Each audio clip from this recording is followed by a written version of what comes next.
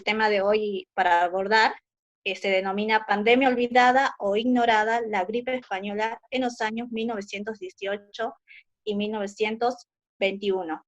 En esta oportunidad tendremos como expositor al profesor Luis Orlando Cosio, pero antes de adentrarnos al tema, vamos a conocer un poco más su trayectoria profesional y académica. Como todos conocemos, el profesor Cosio es docente del Instituto Superior de Profesorado de Salta, CENI5, además es especialista superior en historia regional, realizó cursos de posgrado en historiografía, historia contemporánea, historia América Latina, historia argentina y historia regional. Participó como ponente o presentador en encuentros y seminarios de historia argentina reciente, fuentes orales, las Malvinas, programas multimediales, jornadas en Escuela de Historia y jornadas de prácticas educativas de nivel superior. Es capacitador de cursos de actualización docente y en módulos de postítulos, instituciones ya sea de gestión pública y gestión privada. En el nivel secundario es docente y tiene a cargo los espacios curriculares de formación ética e historia.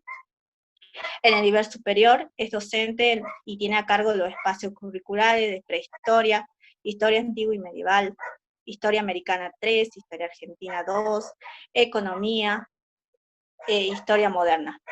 Es tutor del programa multimedial institucional Explora, las ciencias en el mundo contemporáneo del Ministerio de Educación de la Nación.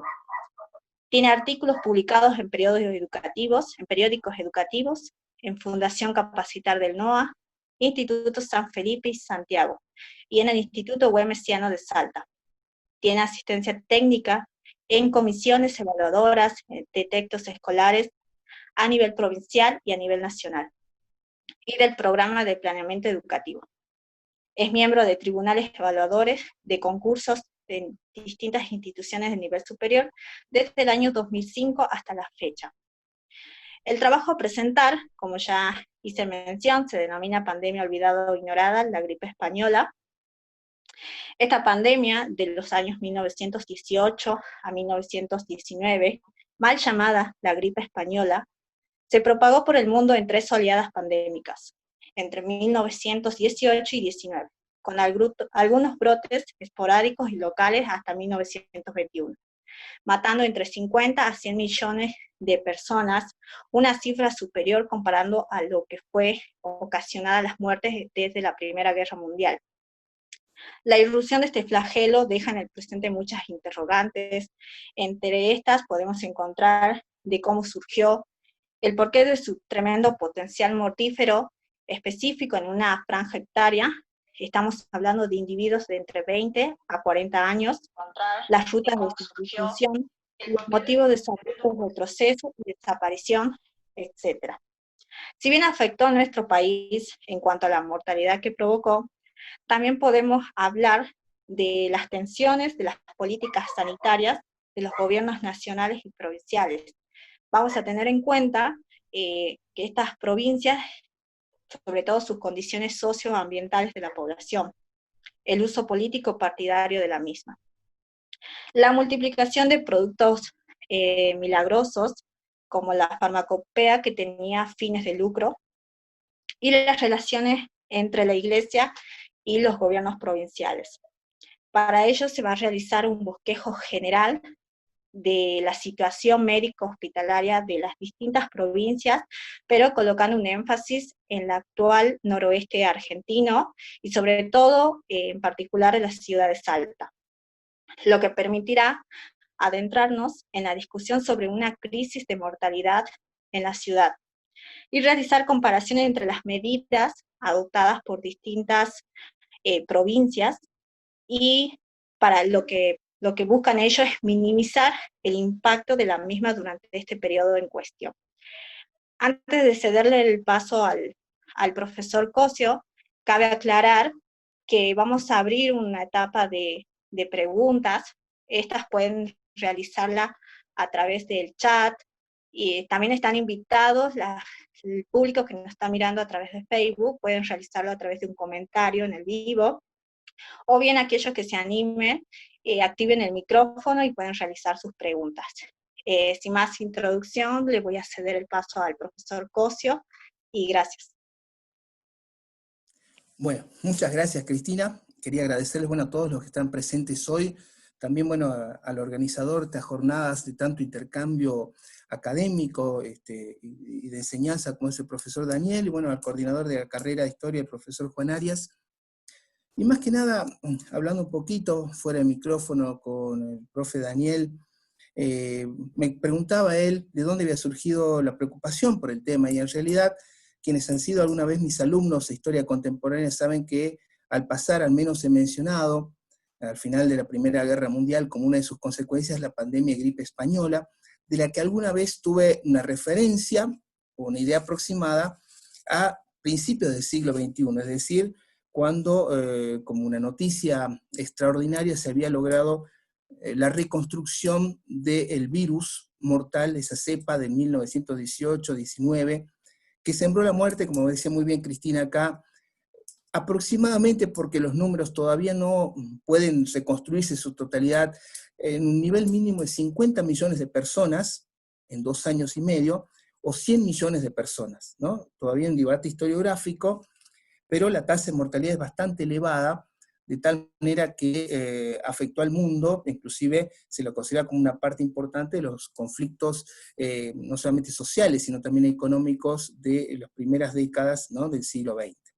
De tal manera que yo lo que les quería marcar era eso, que es un acontecimiento muy importante, que muchas veces, atrás de la Primera Guerra Mundial, del primer gran conflicto armado del siglo XX, ha quedado oculto o ha sido ignorado muchas veces por los gobiernos, ¿no? Teniendo en cuenta de que a medida que se desarrollaba el gran conflicto europeo, la Gran Guerra, los gobiernos que intervenían en la misma aplicaron una fuerte censura sobre la prensa, aplicaron inclusive, es paradigmático el caso de que soldados alemanes muertos de gripe española fueron catalogados como caídos en combate, ¿sí? No se habla nada de enfermedad, no se plantea nada, se fue ignorada, fue inclusive el nombre de gripe española deriva de que solamente España, en un primer momento, al ser un país neutral en el gran conflicto mundial, España sí catalogaba a los muertos como epidemia de gripe, mientras los demás ejércitos, ¿no?, los países combatientes, los catalogaban como caídos en combate. De tal manera que ahí tenemos el primer punto del cual arrancaría cómo se ignoró ese terrible flagelo de la humanidad a principios del siglo XX.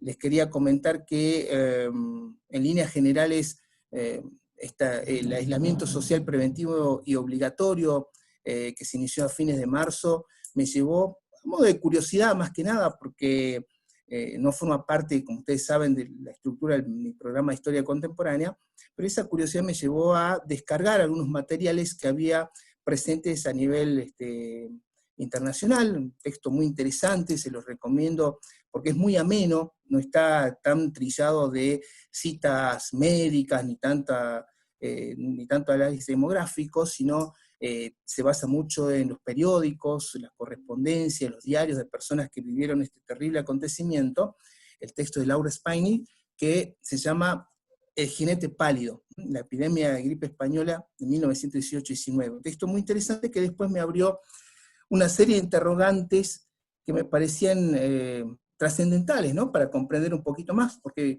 a ver, de comprender en líneas generales la experiencia de quienes vivieron la pandemia de 1918-19 y sus secuelas que se extendieron hasta 1921, bueno, tuve la preocupación, o por lo menos la curiosidad, si se quiere, de abordar cómo llegó a América Latina, específicamente a la Argentina, y si había algún material o algún texto que hiciera referencia a lo que hoy en día es el noroeste argentino, a lo que hoy en día es Salta, ¿no?, nuestra provincia.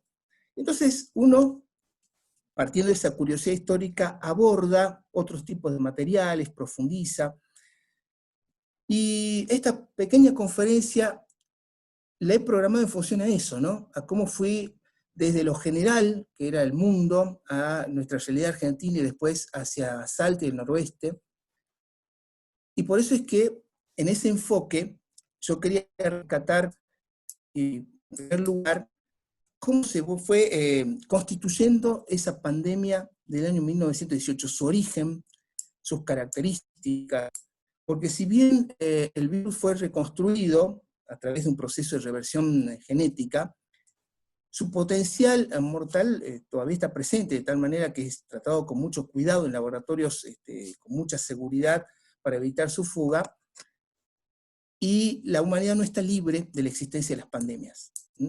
Y todo su correlato no solamente de tragedias humanas, sino también de conflictos económicos, de disputas políticas, uso intencional, muchas veces para cuestiones partidarias, ¿no? Eso la humanidad no lo ha aprendido, ¿no? Estamos a un poquito más de 100 años de la gripe española, y hay cosas que, como una especie de déjà vu histórico, se repiten de forma permanente y continua hoy en día con el coronavirus.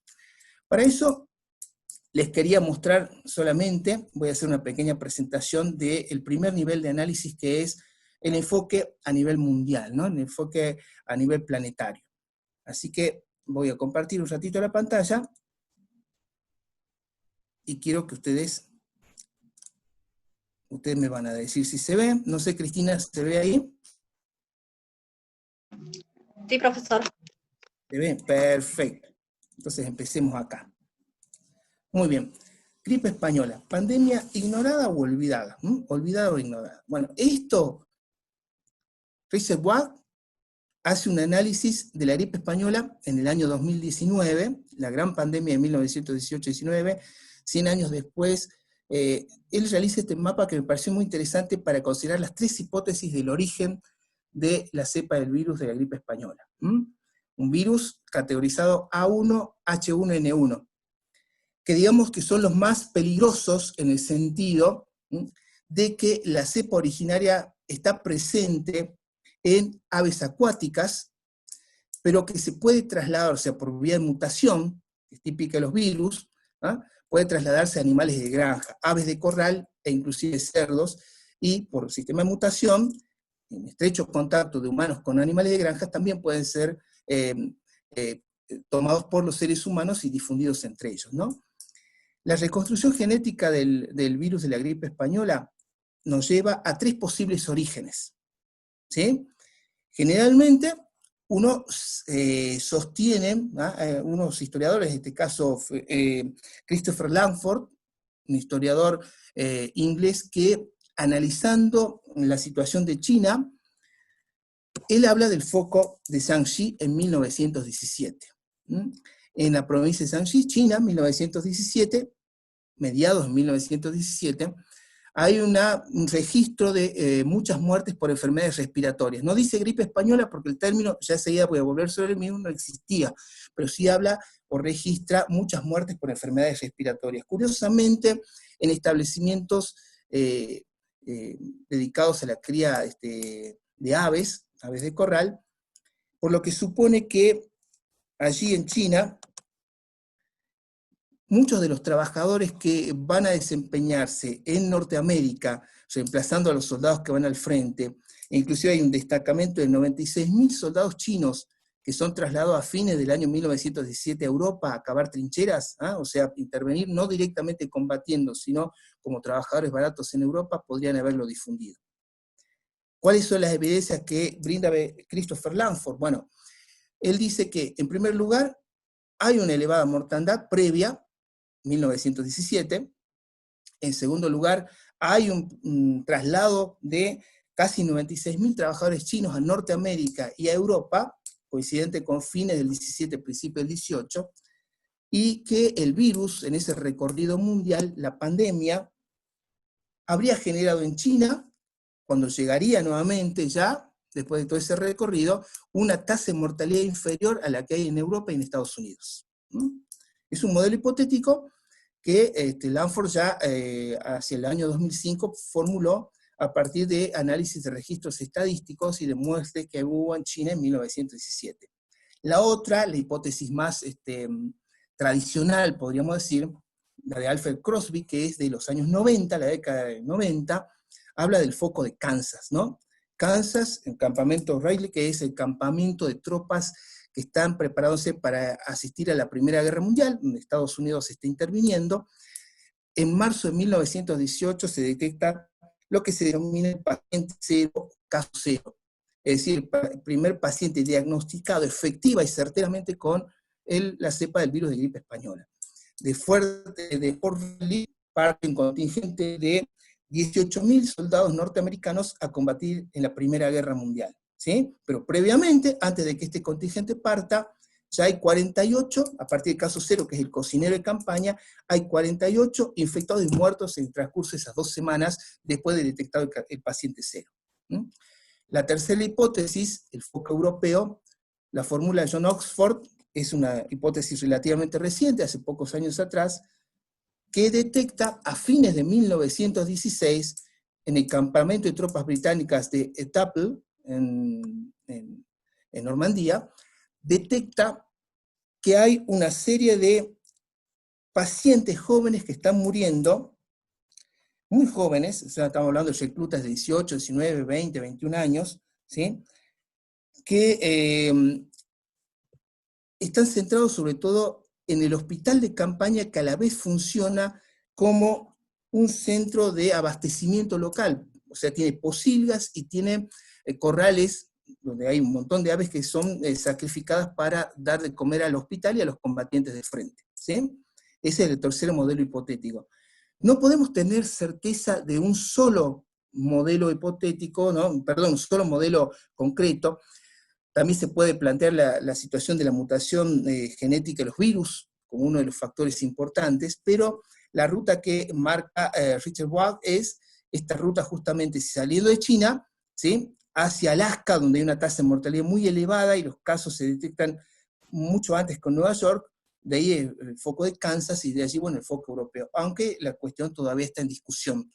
¿De dónde surgió precisamente? Bueno, hay 3 hipótesis, 3 modelos, ¿sí?, pueden complementarse unos con otros, porque en realidad la llamada gripe española tiene tres grandes oleadas a nivel mundial. 2 en la Argentina, pero 3 a nivel mundial.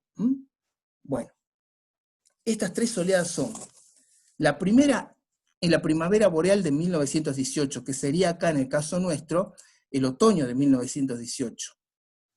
Esa primera oleada no afecta a Sudamérica y Australia, a las que no llega la cepa del virus, no llegan enfermos. El porcentaje de mortalidad es del 10%, ¿sí? En este caso, Laura Spain, que hace un análisis de la mortalidad de gripe, no la gripe española, sino de los años previos, dice que la tasa de mortalidad no superaba el 2,1%, o sea, esta es bastante infecciosa, bastante peligrosa inclusive, porque tiene una tasa de mortalidad muy elevada.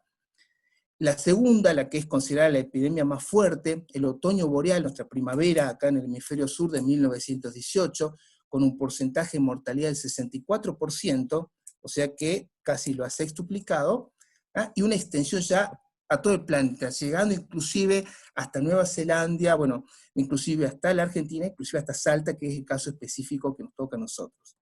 La tercera oleada, la del invierno boreal, nuestro verano de 1919, donde el porcentaje de mortalidad llega al 24%, pero hay un retroceso en la extensión mundial, es decir, que como afecta a la población, disminuye en cuanto a territorios, ¿no?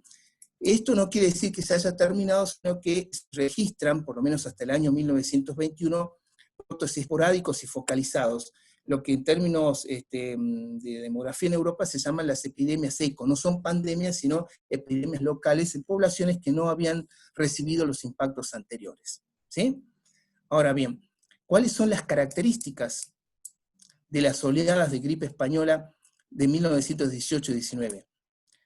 En primer lugar, una alta tasa de infección y mortalidad en adultos jóvenes, población entre 20 y 45 años, cuando en líneas generales la gripe afecta sobre todo a los niños pequeños y a las personas mayores de 60, 50, 60 años.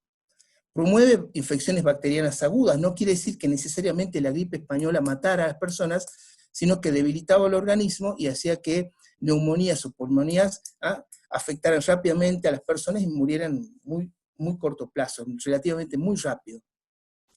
Gran pregunta a responder, ¿por qué no afecta a la población menor, o sea, a los niños pequeños y a los mayores de edad?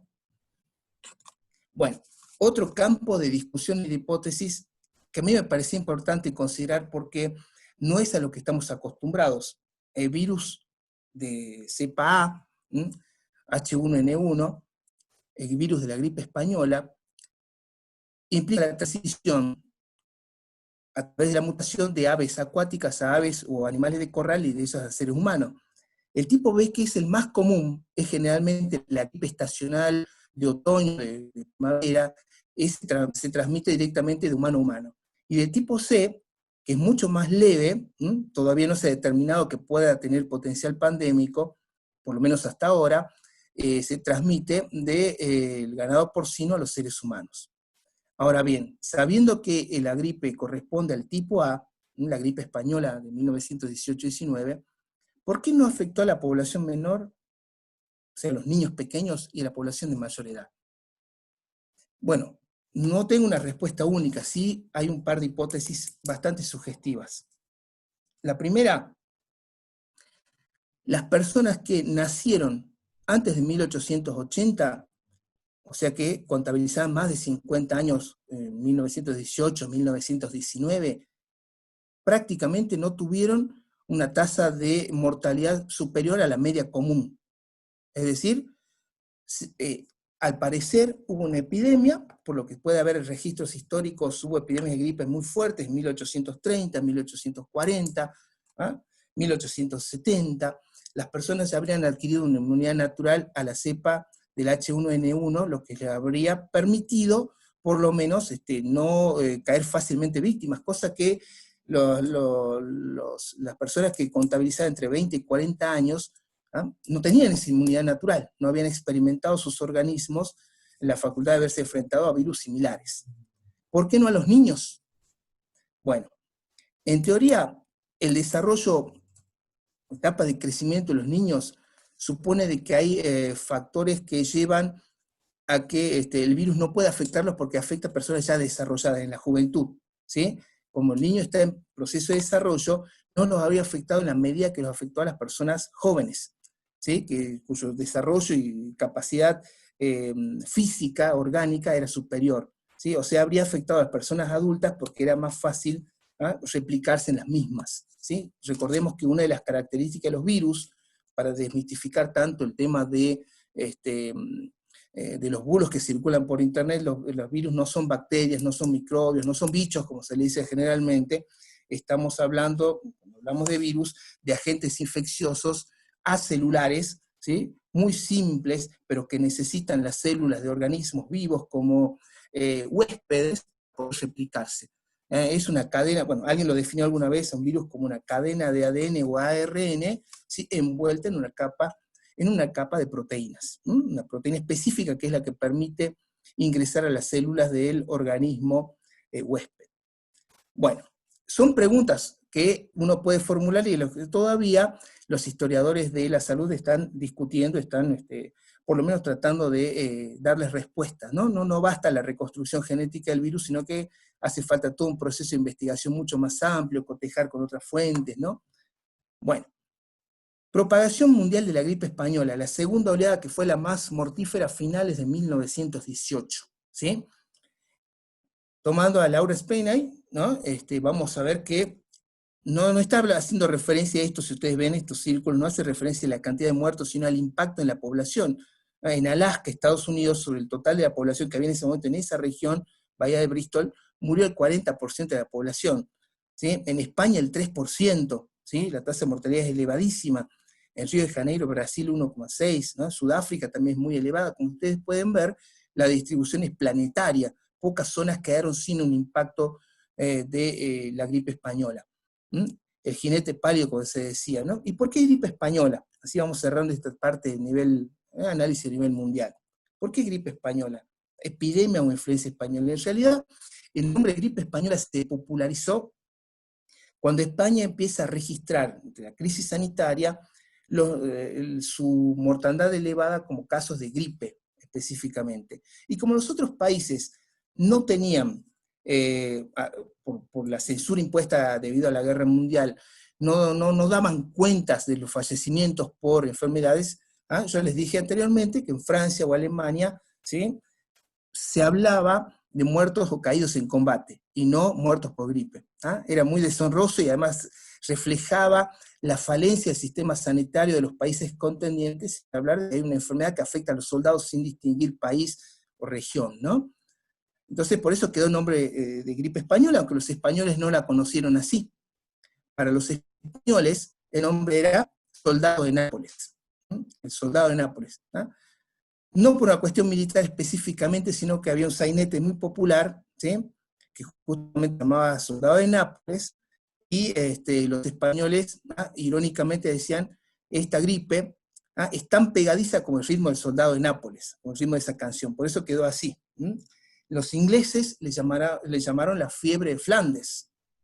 Los chinos, no se olviden que fueron a trabajar a Europa, ¿sí?, y que también, bueno, llevaron la enfermedad y murieron también, le llamaron fiebre Xingzhou. Ese fue el nombre que le dieron los chinos. Para los alemanes se llamaba Blitzkatarr, o sea, catarro relámpago, ¿sí? O sea, tuvo diversos nombres, dama de blanco, o sea, los nombres que se le dieron fueron diversos, pero terminó prevaleciendo el término gripe española. Era una forma fácil de desligarse por parte de los gobiernos de los países contendientes en la guerra mundial de su responsabilidad en la propagación y también en la no contención. De tal manera que esas fotos que les estoy mostrando ahí, conductores de tranvía, con los barbijos, ¿a qué nos recuerda? ¿Qué déjà vu nos da al día de hoy? Enfermeras con máscara de protección, ¿sí?, los policías de la ciudad de Seattle, con las máscaras hechas por la Cruz Roja. Estamos hablando de noviembre-diciembre de 1918. Y tal vez la foto más famosa, Fort Riley, el primer foco en Kansas, en Norteamérica, ¿sí?, la foto de el hospital de campaña con los primeros casos. No estamos hablando de combate, estamos hablando de Kansas, Estados Unidos, del regimiento que iba a salir, ¿sí?, esos hombres, 18.000 soldados que iban a ir desde Kansas hasta Europa, de que en 2 semanas, a partir del paciente cero, se contagiaron 98 personas, y después, un mes después, era todo un tendal de muertos y enfermos convalecientes por la gripe. Bueno, eso les quería comentar un poco a nivel mundial, antes de entrar a nuestra realidad argentina y de nuestra provincia, pero me parecía interesante no dejar de mencionar el impacto sobre la población mundial. Si hay entre 50 y 100 millones de fallecidos por la llamada gripe española, imagínense que los números sobre la cantidad de personas que fueron contagiadas, bueno, difieren de acuerdo a la interpretación, pero se supone que por lo menos 1/3 de la población mundial fue contagiada del mismo y pudo sobrevivir y transmitir la inmunidad necesaria para que retrocediera la letalidad de la gripe. ¿Qué pasa en la Argentina específicamente? ¿Qué está pasando? Porque ya vimos a escala mundial lo que estaba sucediendo. ¿Sí? No nos olvidemos que la gripe en algunas regiones de forma epidémica terminó azotando el sureste de Rusia, por ejemplo, en 1920-21, época de la guerra civil en Rusia. En algunas regiones que no fueron tocadas durante la pandemia del 18-19. Pero en la Argentina, ¿qué sucede? En la Argentina tenemos una situación totalmente distinta. A ver, las primeras noticias sobre la gripe española llegan en un contexto en el cual nuestro país estaba inserto dentro del mercado mundial con una economía de base agroexportadora. Ustedes lo saben bien porque están estudiando el profesorado de historia.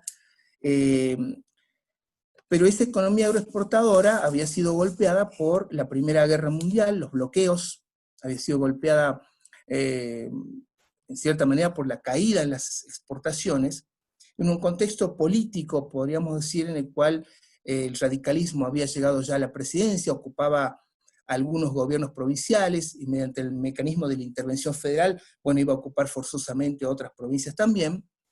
Y en el aspecto social, bueno, el desarrollo del proceso inmigratorio, que se había centrado en el centro y en el litoral, sobre todo en la región pampeana y el litoral, entonces marcaba una pauta de crecimiento que era muy notorio. Adrián Carbonetti, doctor en demografía, cuando analiza la situación de lo que él denomina la gripe olvidada del 18-19, él hace referencia a lo siguiente: analizando los artículos periodísticos de la época, el diario La Nación, en mayo de 1918, da las primeras noticias del desarrollo de una enfermedad en España, ¿no? El primero que habla de la gripe, la enfermedad española, la influenza española es el término utilizado.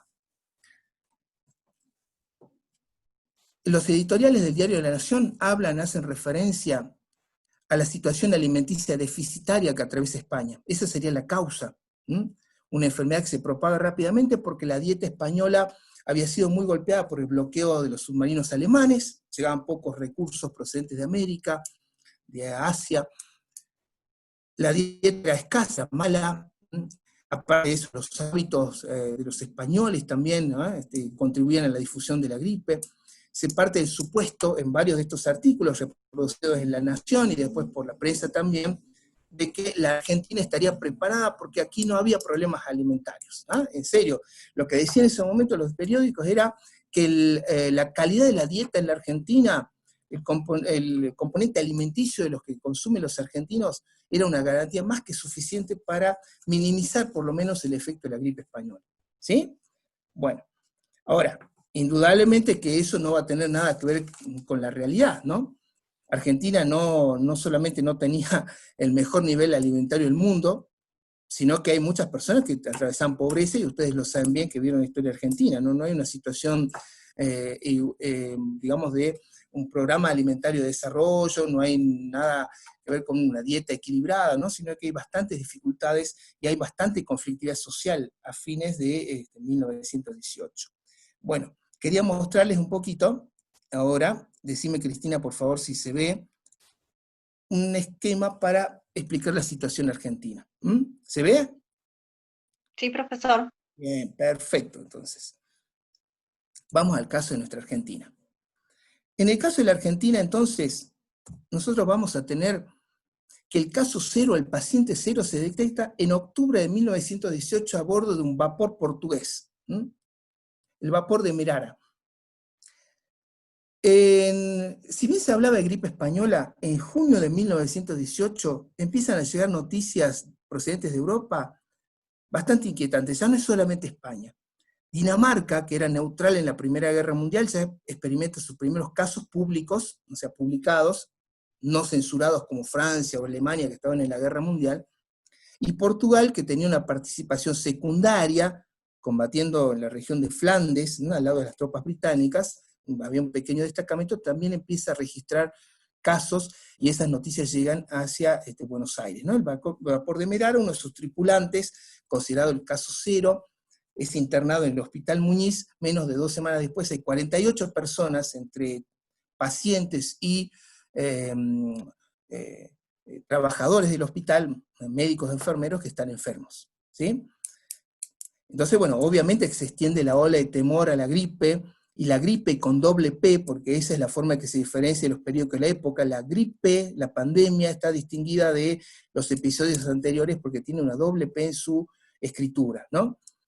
En Argentina hay 2 grandes oleadas, ¿no? La primera, de octubre a noviembre de 1918, ¿sí? La segunda, de abril a agosto de 1919. La primera oleada es fácil rastrear su caso cero y su propagación, desde Buenos Aires hacia el interior. Buenos Aires, el litoral, Córdoba, ¿sí? Y después está llegando a Salta, inclusive. Total de muertos, 2.237 personas oficialmente fallecidas por la gripe española. Salta tiene el 6% de los casos de fallecidos. Respecto a la gripe, la mortalidad de gripe del año anterior, el factor se ha multiplicado por 7, porque no superaba los 320, si mal no me acuerdo, casos en el año 1917. La gripe española marcaba, entre octubre y noviembre, sumando todos los casos de gripe, 2.237 muertos. La segunda oleada es la más fuerte.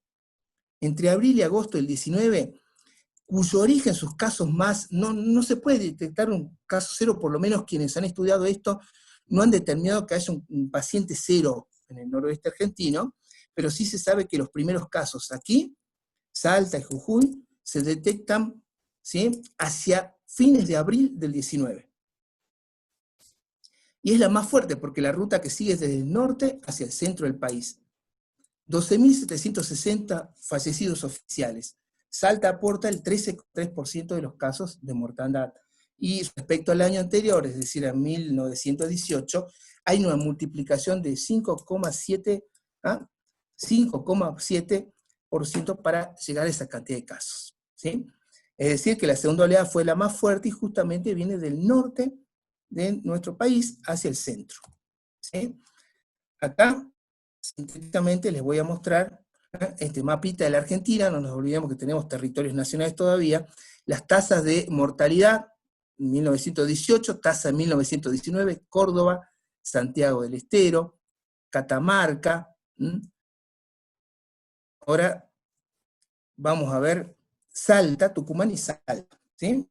Tasas de mortandad que, fíjese, el caso de Tucumán de 1,4 a 40, en Salta de 10 a 121,1, ¿no? Son tasas de mortalidad elevadísimas en lo que hoy día sería el actual noroeste argentino, ¿sí?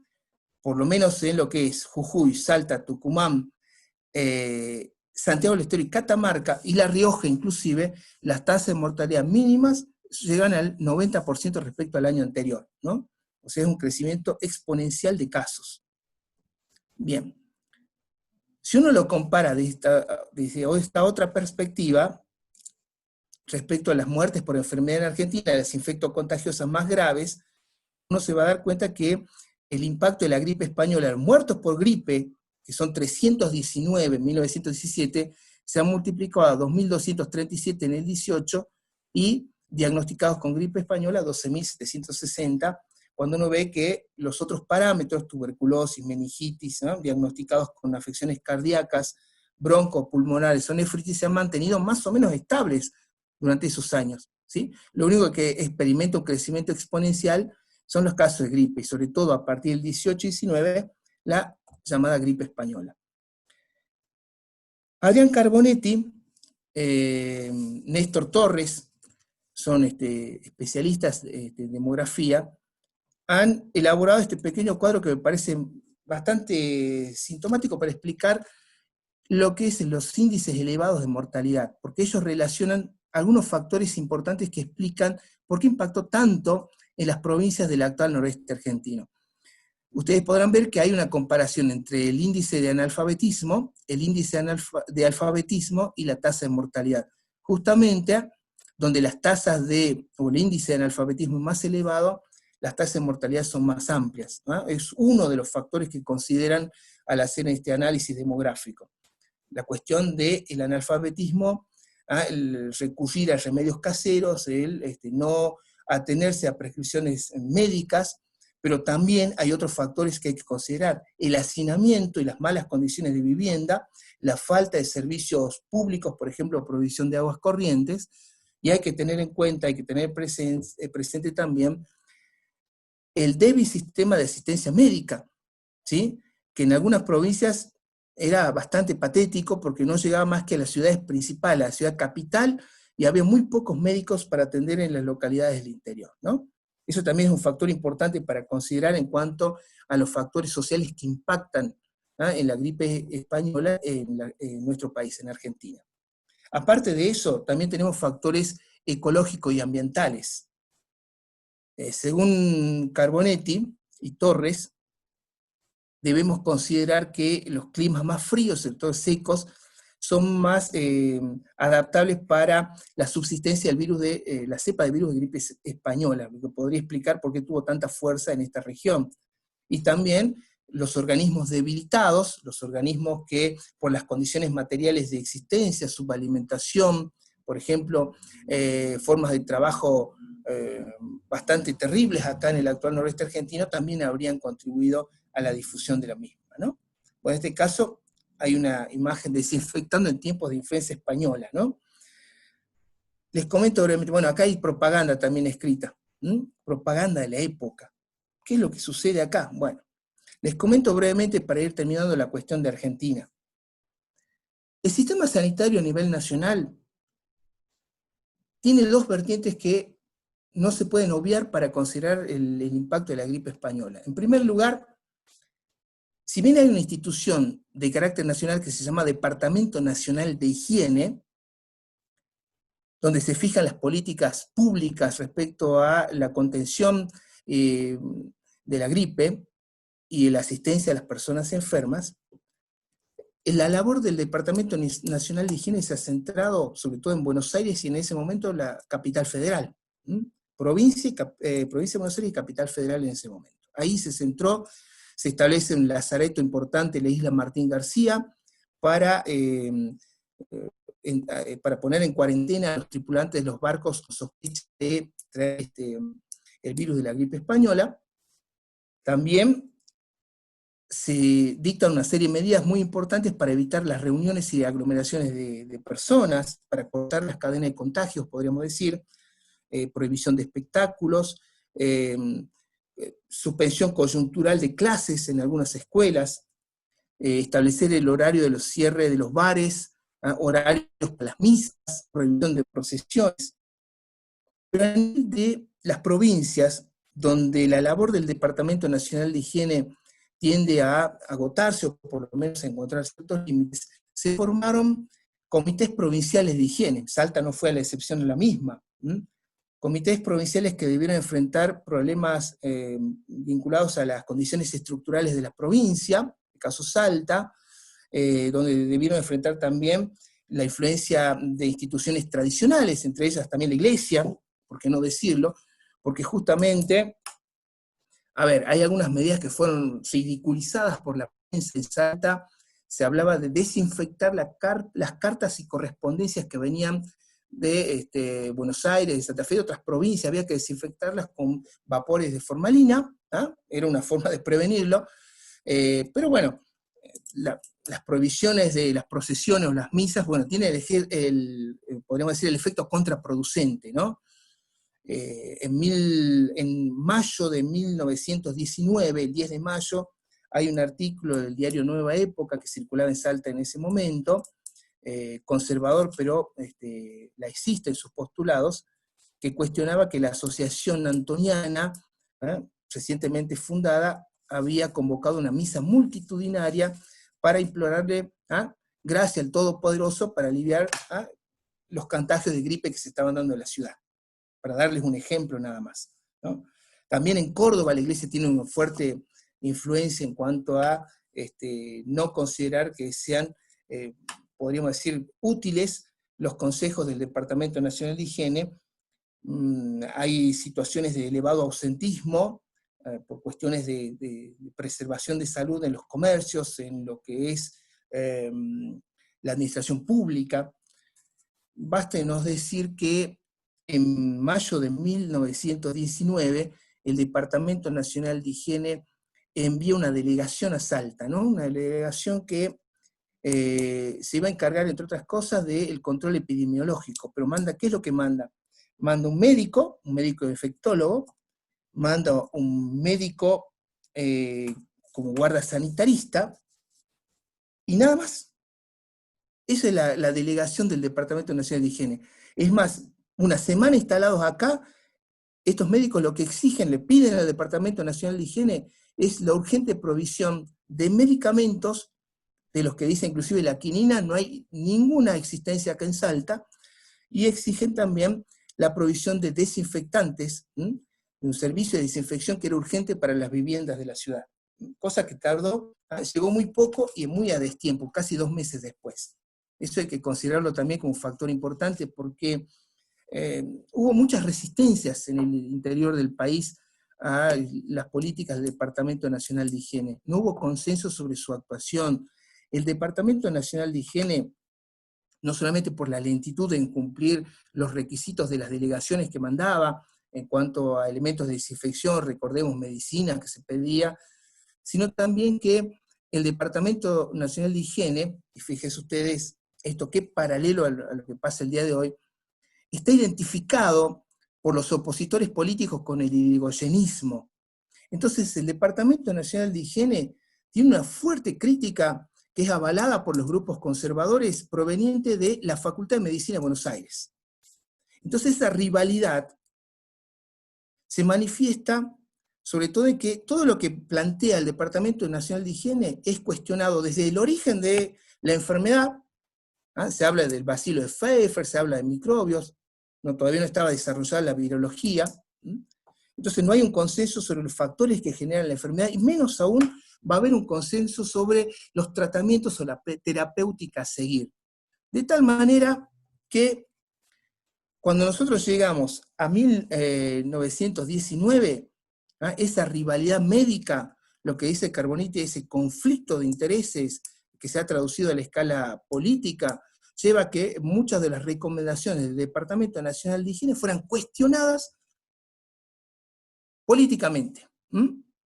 Es un gobierno radical, es un gobierno de ineptos, por lo tanto, no se va a prestar atención a lo que dicen porque no tienen ni idea de lo que están hablando. Resumidamente es lo que dicen mucho de la prensa y los políticos opositores. Por otra parte, y lo mencionaba muy bien Cristina hace un rato, toda la farmacopea milagrosa que empieza a surgir, fíjense si no tiene relación hasta el día de hoy, ¿no? Ese paralelismo que les estaba marcando. Una serie de productos que se popularizan para el consumo, son promovidos por la prensa de los periódicos nacionales y provinciales también, y que, entre otras cosas, si no prometen aliviar los síntomas de la gripe, por lo menos prometen evitar el contagio, o en el caso ya extremo, curar de la gripe española, ¿no? Entonces, esa farmacopea de productos van desde ungüentos, van desde vinos tratados con quinina, van desde masajes, uso de desinfectantes, pastillas odoríferas, cigarrillos, porque según lo que dicen los españoles, ¿no? Según lo que dicen los españoles, el humo del cigarrillo mata a los bacilos, y calefactores, mesas para leer a la noche, o sea, se vende de todo. Siempre la propaganda, como les mostré hace un ratito, de la influenza, ya está acá la influencia, prevéngase la influenza, siempre bajo el respaldo de un médico, un supuesto médico que le da legitimidad a esa venta, ¿no? O sea que esto ya lo vivimos alguna vez también, ¿no? Hoy en día, lamentablemente, en pleno siglo XXI, todavía sigue lucrándose con esto, ¿no? ¿Qué es lo que cura para, sin ningún asidero científico, pero por lo menos tiene mucho éxito de propaganda? ¿Qué otro factor debemos considerar respecto a las resistencias internas frente a la gripe española que dificultaron la labor del Departamento Nacional de Higiene? Bueno, ya lo nombramos hace un rato, el tema de conflicto entre los gobiernos provinciales y el gobierno nacional con la iglesia, ¿no? Si la gripe es un castigo divino, yo le decía anteriormente, había que actuar para solicitar la gracia del Todopoderoso ante la cólera. Entonces no solamente son, bueno, la iglesia institucionalmente, en el caso salteño teníamos a Gregorio Romero Juárez como obispo, ¿no? Que sigue convocando las misas, el diario Nueva Época, que circulaba en ese momento en Salta, profundamente laicista en sus postulados, denunciaba que pese a la prohibición que había de que las misas se celebraran solamente hasta las 8 de la mañana, ¿no? Pese a esas prohibiciones, las misas se celebraban hasta las 10, seguía habiendo procesiones, ¿no? Entonces también, y además las asociaciones de laicos también, ¿no? Asociaciones de laicos que promueven o sostienen como un remedio frente a la pandemia, ayuno, abstinencia y oración, ¿no? No digo que esté mal, digo que es una perspectiva que no cumplía los parámetros científicos, por lo menos estaba en disputa, ¿no? Si el Departamento Nacional de Higiene no tiene idea cómo combatir la pandemia, bueno, o son los productos milagrosos, o son las medidas de oración, ayuno y abstinencia los que podían asegurarte la salud. Por último, y ya yendo a la cuestión de los conflictos políticos, así cierro el panorama nacional y se adentro un poquito a Salta. No nos olvidemos que los primeros casos de Salta vienen a fines de abril de 1919. Les quería comentar que en cuanto a los conflictos políticos, el radicalismo en el poder, la intervención federal a varias provincias, entre ellas Salta, la elección de Joaquín Castellanos a principios de 1919, no pasan ajenos a esa conflictividad en la cual prominentes dirigentes políticos, médicos, vinculados, digamos, a los postulados de la Facultad de Medicina de Buenos Aires, o inclusive editoriales periodísticos, marcan el rumbo de la ineficiencia del gobierno. A ver, el diario Nueva Época, en los editoriales de abril, fines de abril de 1919, cuando empieza a impactar fuertemente el foco, la segunda oleada en la Argentina de la gripe, en sus considerandos marcaba o le prestaba mucha atención a las críticas al Departamento Nacional de Higiene, ¿no? Las críticas hacen referencia a la ineficiencia de quienes están en ese momento, no eran aptos para el cargo, eran mediocres, no idóneos, la gente de la Facultad de Medicina sabía más, entonces identificados con conservadores que eran con la Facultad de Medicina de Buenos Aires, cuestiona todas las medidas implementadas por el Departamento Nacional de Higiene. Segundo lugar, ya principios de mayo, cuando empiezan a conocerse los primeros casos, el cuestionamiento va hacia el gobernador, hacia Joaquín Castellanos. Y el interventor anterior, Manuel Carles. ¿Qué hicieron? Según las editoriales de Nueva Época, no hicieron nada. O sea, negaron la existencia de la gripe y después cuando empiezan a estallar los casos, lo que hicieron fue minimizarlo. Por lo tanto, por inacción, son considerados culpables de la gripe. En un tercer momento, ya avanzadita esas primeras semanas de mayo, empieza a darse el pico de contagios en la ciudad capital, la esfera de lo público es considerado totalmente eficiente y hace hincapié en toda una serie de consejos y medidas de profilaxis a nivel individual.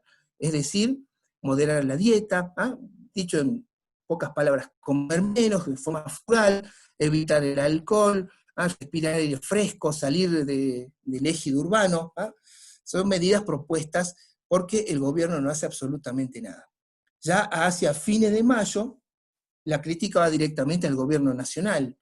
Una de las críticas más fuertes fue justamente el considerar que el trasladar el destacamento sanitario que había en los cuarteles hacia Tucumán era una medida que afectaba a todos los salteños. Pobres salteños que siempre son ignorados, ¿no? Y se les presta más atención a Tucumán que a Salta, y acá el gobernador no hace absolutamente nada. Por último, las dos últimas editoriales, digamos, fuertes que hay sobre el tema de la gripe española, a fines de mayo de 1919, se habla de la gripe como la peste radical. No porque la hayan creado los radicales, sino porque no hacen absolutamente nada y son, por lo tanto, promotores de la difusión de la enfermedad de la influenza en toda la provincia. Está el grado de crítica sobre la peste radical que inclusive se ironiza sobre lo que recomendaba el Departamento Nacional de Higiene. El Departamento Nacional de Higiene decía unos horarios determinados, ¿no? Horarios para las misas hasta las 8 de la mañana, por ejemplo, primera hora, 6 a 8 de la mañana, y no había más.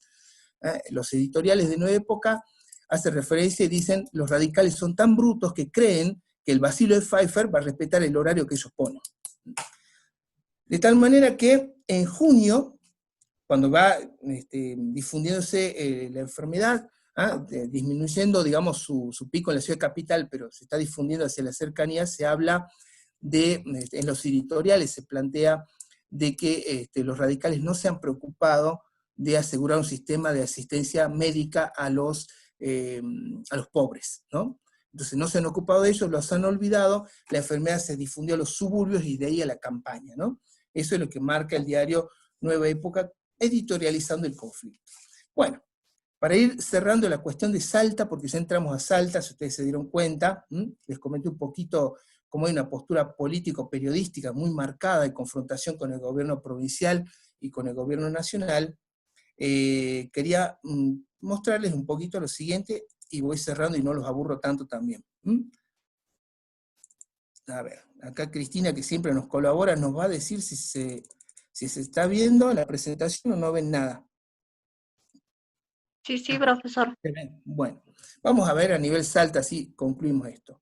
Bueno, los invito a un pequeño recorrido, ¿sí? Mientras les voy comentando un poco de Salta, el contexto de Salta. Imágenes del año 1926, no hay filmaciones de Salta en 1918-19, por lo menos yo no tengo registro, pero sí conseguí una del año 1926. Salta está en ese momento, 1918-1919, ubicada en los márgenes del modelo primario exportador, más bien tienen, ustedes saben bien, contactos comerciales, más con las salitreras chilenas y con el sur de Bolivia, por las viejas rutas de las sallerías, una provincia que ha recibido un débil impacto inmigratorio, junto con La Rioja y Catamarca, menos del 20% de su población tiene ascendencia inmigratoria. Según el censo de 1914, Salta está en el podio de las 3 provincias, está dentro de las 3 provincias que menos crecimiento económico, desarrollo económico tienen, y está cuarta en esa situación de analfabetismo a nivel nacional, solamente superada por Jujuy, Santiago del Estero y Corrientes. Entonces tenemos una situación de pobreza con problemas sanitarios, producto de la deficiencia del sistema institucional de control de salud. Hay un informe muy interesante, antes de que entremos a esto, hay un informe muy interesante de Ricardo Araoz, doctor Ricardo Araoz, que planteaba lo siguiente. Sostenía Ricardo Araoz que gran parte de las enfermedades que hay en Salta son enfermedades de tipo infectocontagiosas. En 1916 citaba la tuberculosis, la gripe común, citaba el paludismo, la fiebre tifoidea, la disentería, el sarampión, enfermedades también que afectan sobre todo a la población infantil, intestinales, la gastroenteritis, las diarreas, y la influencia, de vez en cuando, dice Araoz, o sea, periódicamente, cada tantos años, de alguna epidemia. En este caso, antes de la gripe española de 1919, para darles un ejemplo, hay toda una campaña contra la bubónica, es decir, una epidemia de peste bubónica que afectó en enero y febrero, sobre todo a los actuales departamentos de La Merced, Cerrillos, Rosario, Lerma y Chicoana. Entonces hay que tener en cuenta este informe que es muy importante, la bubónica de principios de 1919, para ver que era una población vulnerable, ¿no? Vulnerable a algo como fue justamente la gripe española, ¿no? La pandemia de gripe española. Bueno, vuelvo a la presentación, o no se detuvo nunca. No puedo verlo esto. Bien, instituciones relacionadas a la salud o al cuidado a principios del siglo XX, o sea, ¿con qué enfrenta Salta la llamada pandemia de gripe española? Instituciones estatales, bueno, del siglo XIX, el viejo Consejo de Higiene, deriva a principios del siglo XX la Dirección de Sanidad con la Oficina Química, 1888, el Hospital de Milagro, Asistencia Pública, Lucha Antipalódica y Hospital de Niños. Estamos hablando a nivel de política sanitaria estatal. Pero también hay que tener en cuenta la política sanitaria y de cuidado desarrollada por instituciones de filantropía. Tal vez la más destacada, la Sociedad de Beneficencia, creada en 1864, es decir, en la segunda mitad del siglo XIX, de la cual van a derivar, por ejemplo, la fundación de los lazaretos para lepra, para variólicos, el patronato de la infancia, el hogar San Antonio de Padua, el hogar San Vicente de Paul y la vieja sala cuna. Yo he marcado, y esto me parece interesante, teniendo en cuenta lo que plantean Carbonetti, me he tomado el trabajo de marcar un poco la influencia, porque la Sociedad de Beneficencia no lo creó, pero tuvo mucha incidencia en la creación del Hospital del Milagro y en el Hospital de Niños también. ¿Sí? O sea que vemos que no hay una política centralizada en manos del Estado, sino hay muchos de los sectores propietarios que intervienen, ¿no?, en esta cuestión del control sobre la mortalidad, la natalidad, y también el mutualismo a partir de, o derivando del viejo Centro Argentino de Socorros Mutuos, el mutualismo en cuanto a la caja de socorro al enfermo, ¿sí?, y la escuela de parteras, y que tiene intervención directa en la vieja sala cuna, ¿sí?, entidad creada por la Sociedad de Beneficencia, y en el Hospital de Niños también, ¿no? O sea, lo que dice Carbonetti, ahora sí me voy a Adrián Carbonetti, es lo siguiente: el sistema de salud en Salta, en las primeras décadas del siglo XX, está marcado fuertemente por instituciones que, en las cuales los sectores propietarios tienen todavía peso y protagonismo, en las cuales inclusive hay choques o, si se quiere, conflictos entre instituciones que se superponen y que no llegan a cubrir totalmente las necesidades de la población, más aún en una situación de pandemia, más en una situación de crisis epidemiológica como es la que se dio entre 1918 y 1919. Los recursos sanitarios son, por lo tanto, limitados. Los recursos sanitarios provienen de instituciones escasas que superponen muchas veces su actuación. Bueno, para ir cerrando esta idea, Carbonetti lleva a un concepto, después de analizar la situación social y epidemiológica de Salta, y él habla de una crisis de mortalidad instituida en 1918-1919, como consecuencia de la gripe española. ¿Qué quiere decir con crisis de mortalidad? Que se combinan dos elementos importantes, dice Carbonetti, que es un aumento súbito de la mortalidad, superior al 58%, y un estancamiento o descenso de la tasa o del índice de natalidad, que es del 12%. O sea, traducido esto en gráficos, y ahora voy a volver a compartir pantalla, ¿sí? Sería esto. A ver. ¿Se está compartiendo ahí o no? Bien. Sí, profesor, se ve la Tasa de gráfica. natalidad, que se estanca o tiende a disminuir, fíjense ustedes, en 1919, están marcados cada 2 años, 17, 18, acá hasta el 19, y una tasa de mortalidad en azul que tiende a subir justamente en ese año, sobre todo en el año de mayor impacto de la gripe española, ¿no? En Salta. Por lo tanto, hay una tasa de crecimiento, un índice, perdón, de crecimiento vegetativo negativa, ¿no? O sea, hay más mortalidad que natalidad justamente en ese año. Esto se refleja en lo que comunica la prensa, por ejemplo.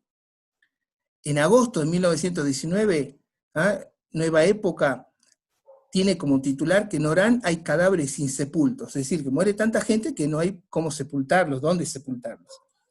En Chicoana, en julio del 19, uno de los titulares era: en Chicoana muere más gente que hoy en día en Salta, en la ciudad de Salta, ¿no? Y como les decía anteriormente, también la preocupación dentro de los editorialistas de Nueva Época, cuando hablan de que no se está atendiendo a la gente pobre. La gente pobre no encuentra ningún remedio en la asistencia pública, ¿sí? Los pocos remedios que hay lo tienen los ricos, y el gobierno no le importa o no está haciendo absolutamente nada. ¿Bien? Traducido a nivel departamentos, acá lo que tenemos nosotros es una tasa de mortalidad promedio que muestra que la sobremortalidad, ¿dónde afecta más? Fíjense ustedes, la tasa de sobremortalidad está en rojo, la mortalidad promedio, ¿sí? O sea, lo que era de 1917-21 la tasa de mortalidad, ¿dónde afecta más? Fíjense ustedes, lo rojo es lo que marca la sobremortalidad, lo que supera la mortalidad cotidiana. Departamento de San Carlos, La Poma, Molinos, Cerrillos, La Viña. ¿Qué es lo que quiero mostrar con esto? ¿Qué quiero referenciar con esto? Y así cierro este tema. La población eminentemente rural de los valles calchaquíes fue la más afectada, no en la cantidad, sino proporcionalmente a la población, la cantidad de gente que murió proporcional a la población que tenía. De tal manera que esto me lleva a pensar algo, y esto no lo planteó Carbonetti, y esto yo no tengo todavía evidencia empírica, pero quería cerrar con esta idea. A ver, Carbonetti dice que la gripe española llegó por el ferrocarril. Es una hipótesis a considerar. El cólera llegó por el ferrocarril también. Pero no me he quedado con esa respuesta, porque digo, entonces, ¿por qué hay regiones, en los valles calchaquíes, donde hay más gente que proporcionalmente ha muerto? Entonces eso me dio por investigar la situación de lo que está pasando al mismo tiempo en Chile, en las salitreras chilenas. Y si bien no hay un estudio profundo, como lo hay para el caso de Brasil o México, pero por ejemplo, tomando las referencias del académico Gonzalo Islas, ¿no? Él marca la crisis de mortalidad en Chile entre 1918 y 1919, combinada con la crisis de salitre que se había iniciado un año antes, es decir, la crisis de la exportación de salitre consecuencia de la Primera Guerra Mundial. La situación sanitaria y la crisis salitrera habrían sido los impulsores, por ejemplo, de las marchas del hambre a fines de 1918, Santiago, Antofagasta, ¿no? Y hay un dato importante a considerar. Si en Argentina en las dos oleadas teníamos poco más de 14.000 muertos por la gripe española, en Chile en el mismo periodo hay 43.000 muertos aproximadamente, o sea, el 1% de la población chilena. Las oficinas salitreras, dice Gonzalo Islas, registran las primeras defunciones a principios de 1919 catalogadas como gripe española. ¿Sí? Si uno toma el caso de Bolivia, y ahí he tomado la referencia de Liliana Carrillo Valenzuela, periodista cultural, pero que hizo un trabajito interesante sobre las epidemias en Bolivia. La gripe española habría matado entre 1919 y 1920 100.000 personas en Bolivia, el 5% de la población boliviana. ¿Sí? Bueno, tal vez lo haya exagerado porque es un número redondo, pero impactó fuertemente. En marzo de 1919, las noticias periodísticas, Diario El Tiempo, por ejemplo, en Bolivia, La Paz, registra el impacto de la gripe española sobre el barrio Miraflores y la zona de los Obrajes. Yo me pregunto, no soy especialista, yo soy muy curioso de la historia y estas cosas me llaman la atención, si no habría que comprender en todo caso que el camino de la arriería Sendal o la arriería tradicional hacia las salitreras y hacia el sur de Bolivia no habrá tenido un impacto de tal manera que, como dice Mariana Lera, una historiadora que hace referencia justamente a las rutas del tráfico caravanero? A ver, uno ve que a principios del 19 la gripe española ya está en las salitreras, en el sur de Bolivia está marzo del 19, no se habrá producido el contacto por allí, no por vía ferroviaria. Es una pregunta de la que no tengo una respuesta, es una hipótesis solamente, algo que seguramente se podrá estudiar o profundizar, teniendo en cuenta que Mariana Lera dice, los arrieros de Payogasta generalmente son destinados hacia Bolivia, se los considera expertos vaquianos en el tráfico hacia Bolivia. Los arrieros de la Quebrada del Toro son considerados expertos vaquianos en el tráfico, el comercio, las rutas de la ganadería hacendal hacia las salitreras. ¿No sería posible encontrar una vía alternativa de explicación de cómo llegó la gripe, por lo menos el impacto en 1919 a Salta? Bueno, eso sería mi modelo explicativo, que obviamente falta corroborar. Eso es solamente una hipótesis, algo que pienso en voz alta, ¿no? Bueno, como ustedes habrán podido ver, no sé si a ustedes les pareció, pero la serie de confrontaciones políticas, enfrentamientos con la iglesia, la deslegitimación entre autoridades médicas, ¿no? El tema de los productos milagrosos que vende la farmacopea interesada en colocar algún... ¿No les trae esto una especie de déjà vu? ¿Esto ya pasó antes y ahora vuelve a pasar? ¿No les parece que son reflexiones que desde la historia podríamos hacer? Yo considero o planteo que hay cuestiones del pasado que no pueden olvidarse ni ignorarse. Uno comprende que la Primera Guerra Mundial los bandos intervinientes ignorasen la gripe española, que mataba por igual a alemanes, ingleses, austriacos o franceses. Y uno comprende, o podría pretender comprender, de que en medio de este conflicto político, institucional, ¿no? En una Salta donde se ve a veces tan marcada por el tradicionalismo, ¿no? Hablar de algo foráneo que se salió de control en su momento, en un corto tiempo, en cuestión de meses, que generó tanta muerte, haya sido enterrado bajo el olvido, ¿no? Pero los indicadores demográficos nos llevan, las actitudes de las personas y de los grupos sociales nos llevan a considerar que hay muchas cosas que debemos rever a la vista del presente. Por lo tanto, yo los invito, si alguna vez les agarra la curiosidad histórica, a reflexionar, a ver, a incorporar nuevo material, ¿sí? Yo creo, sinceramente, que la historia tiene que tener esa finalidad, ¿no? Aparte de la curiosidad misma, después darle un sustento material para evitar tantos bulos, tantas mentiras que circulan por internet, por medios periodísticos supuestamente serios, y analizar qué cuestiones que se repiten en el presente. Creo que eso es todo. Les agradezco mucho por su presencia, les agradezco mucho por estar ahí, y bueno, espero haber aportado algo a la curiosidad y como datos para que esto sirva para que alguien se interese un poquito más de lo que yo me interesé por este problema que tanta actualidad tiene el día de hoy. Gracias. Muchas gracias, profesor.